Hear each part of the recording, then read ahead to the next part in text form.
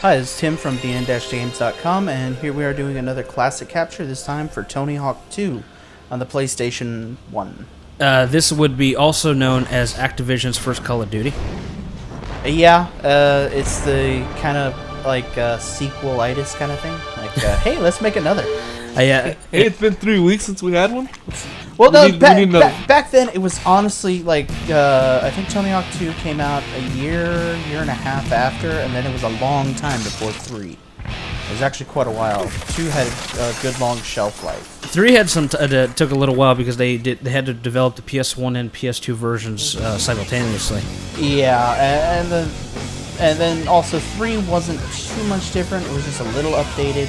It wasn't like 4. 4 is where it kind of massively got the where the boards would kind of wear away, the spine, revert, and all that. So, Tony Hawk 2 is the definition of what you want a sequel to be. It's more of what you originally played in the first one. An actual improvement upon what was good. Yeah, I'll be honest though, I still prefer Part 1, but I don't discount Part 2 at all. I like some of the levels in Part 1 better as far as a game. I mean, I like Part 1, but if Part 1 had the manual, I would like that better, but in all honesty, Part 2 I still think is the best just because it added that. Well, if Part 1 had the manual, Part 1, yeah, hands down would be a better game, but I still think Part 2, because it added the manual, it's like kind of could have stopped there. I mean, as far as I'm concerned. Well, one of the best parts of the best bits, I mean, like I said, the way a sequel should be handled is it wasn't like they took as they do currently with the existing Call of Duty franchise. They didn't take the same engine they completely and just add new textures and stuff. They did a lot to improve the visuals. I mean, it looks similar because it's a PS1 game, but there was a lot of stuff done to it that it has a unique look and feel versus Part 1. Just the fidelity is better in general. I also think they did a lot more motion capture for this one. Yeah. Well, there was also a lot more moves. And like I said, I keep reiterating stuff that you want in a sequel. First thing that this comes with, that the other one didn't, custom character. That right there is my custom character that I made when this game came out. And one thing I have to say on this is that out of all the Tony Hawk games, being I've played pretty much all of them, this one still has the best creative skater that any of them ever had. It's like as it went on, they just dwindled the options down. It became way too generic. This one had so many more options. I honestly would say that this one's still the best editor. Even for the skate park, I think this one still had the best editor. Because in Tony Hawk 3 and I believe 4, the park editor didn't change at all. They just added new parts that you could use, but as far as the controls and all that, it was all pretty much exactly the same. That's why I still think Part 2 is, to me, the best game. I like the improvements. No, well, I mean, like I said, if Part 1 had certain elements that I kind of feel should have been in there to begin with, then I would say, yeah, it's the best. I would say it's second. Well, I should mention this right here is my playthrough because this was my favorite park out of all of them. I will say that I forgot how to control him quite a bit. That's another thing going back on these kind of games. It's like you used to be 1,000 times better on. Well, I mean, in high school, because this came out when I was in high school, we'd play Tony Hawk 1 or 2. At this point, it was 2, obviously, because it was the one that came out. Go skate outside for a long time, come back and play Tony Hawk some more, and then go skate like at midnight. Yep. It was a vicious cycle that lasted for a year and a half. Oh, it lasted longer than that. Well, it did for a little bit. Once Tony Hawk 3 came out, then that's where the interest really waned. I say it was a good 3.5 to 4 years. No, it was not 3.5 to 4 years. Well, maybe. It wasn't that long. Here, your memory is. It was only in high school. Yeah, but you were at the beginning of high school.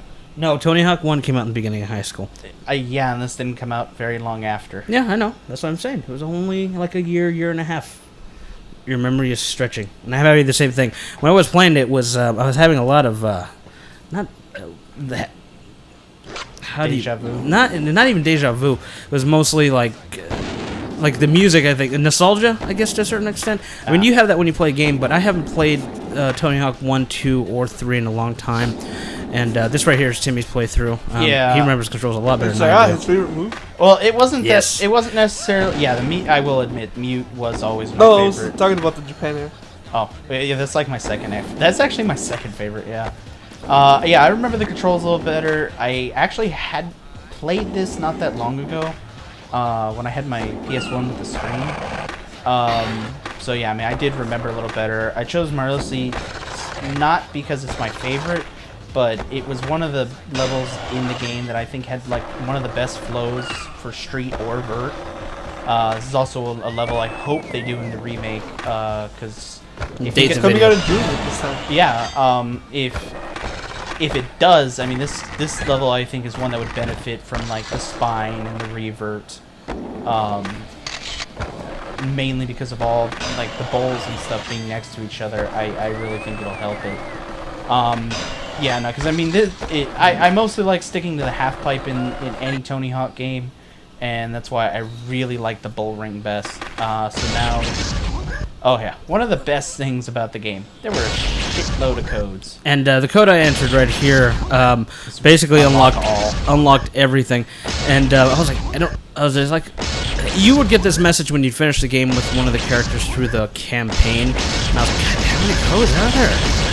Back then they called it career mode. Yeah, career mode. And then I'm going to show where you see the codes and where you turn them on in the options menu. By the way, these codes are still easily found online if you search for them. I'm sure if you think hard enough, you can probably just remember them from memory. Actually, I didn't initially turn the codes on because I initially was just going to play my character. But Marco, who didn't really play Tony Hawk 2 too much, he wanted to play Spider-Man. Spider-Man is one of the characters because Activision did the Spider-Man games on the PlayStation 1 and PlayStation 2. That was when the first movie. Did the first movie come out yet? I don't remember. Spider-Man? Yeah. No. Wasn't it yet? No. That was when it was still developed by Treyarch. Yeah. The Spider-Man. No, I'm sorry. It was made by Vicarious Visions. The Treyarch one was the movie one. Gotcha. Yeah, I was gonna say the very first Spider-Man came out not too long after, but it was still.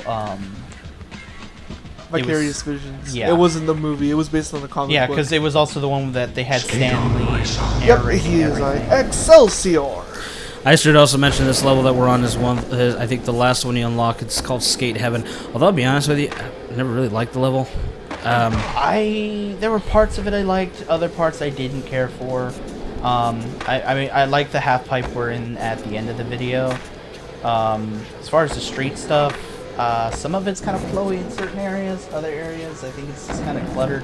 It's like they put a bunch of triangle-y stuff and they just glued it together and then they put a space background. Yeah, it's kind of like I like that area because one of my favorite things are the gaps, but just kind of like you can't even tell what half of it is. Like, is this a half pipe ramp or I mean it's like you go up an angle and it's a half pipe ramp.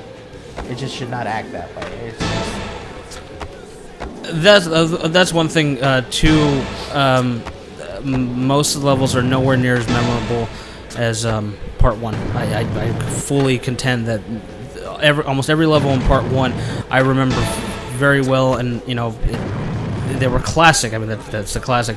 This one you had some hit and miss. School was great, and some of the ones that were based off the real thing were great. But some of the other ones, like New York, I vaguely remember New York. I hated it because it was boring. I think New York was really the only bad level in this game. I didn't really like the hangar either. As a starting level, I thought it wasn't too bad. The warehouse was still better.